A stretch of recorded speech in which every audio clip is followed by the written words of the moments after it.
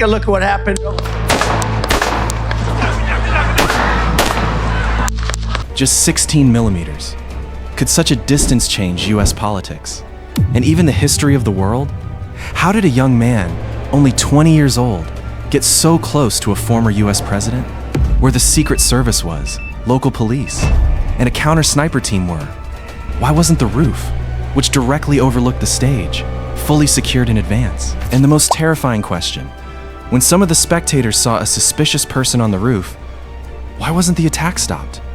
After the first shots, exactly how many seconds did it take to stop the attacker? And how did that moment when Trump's head turned just a few millimeters to the side save his life? And when investigators recovered explosives from the attacker's car and home, what new questions arose about this attack? Today, we will analyze the entire incident from beginning to end.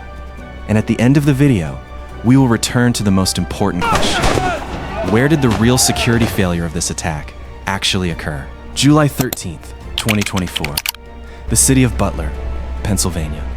That afternoon, thousands of people gathered for a political rally. Former US President Donald Trump took the stage and began his speech. Security was tight around the place. Secret Service members were stationed near the stage.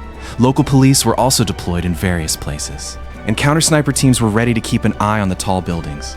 From a distance, it seemed that it was almost impossible for an attacker to spot Trump amid such security.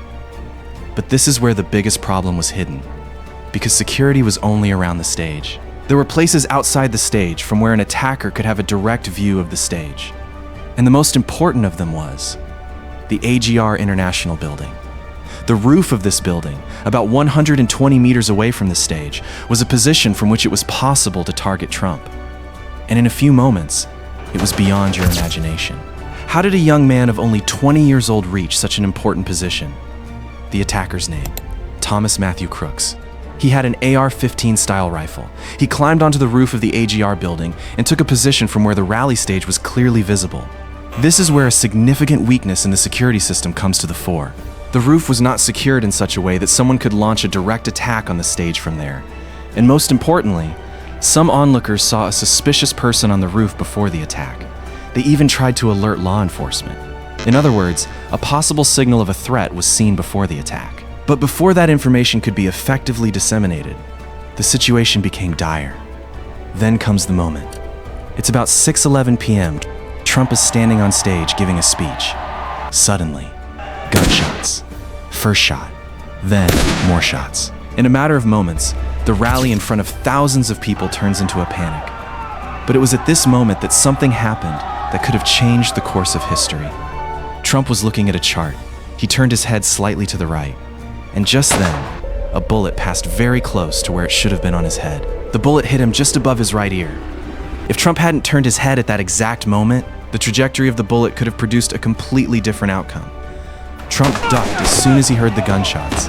Secret Service agents surrounded him within seconds. They shielded him with their bodies, preparing to remove him from the stage. But the biggest danger wasn't over yet, because the attacker was still on the roof.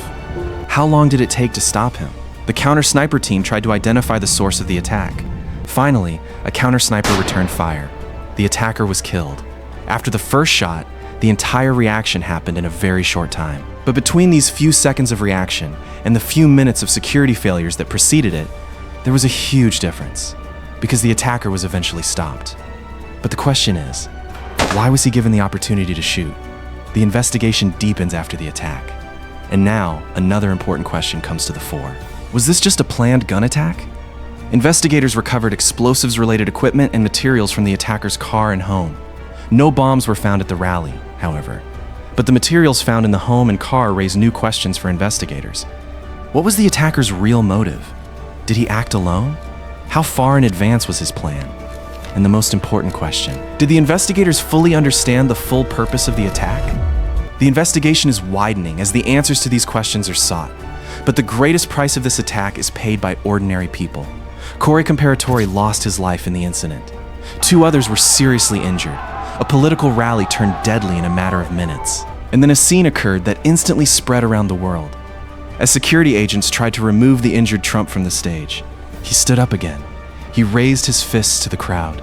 The image of that moment spread around the world. But behind this image was an even bigger question. How did a gunman get to a position where he was supposed to be identified and controlled in advance to attack a presidential candidate?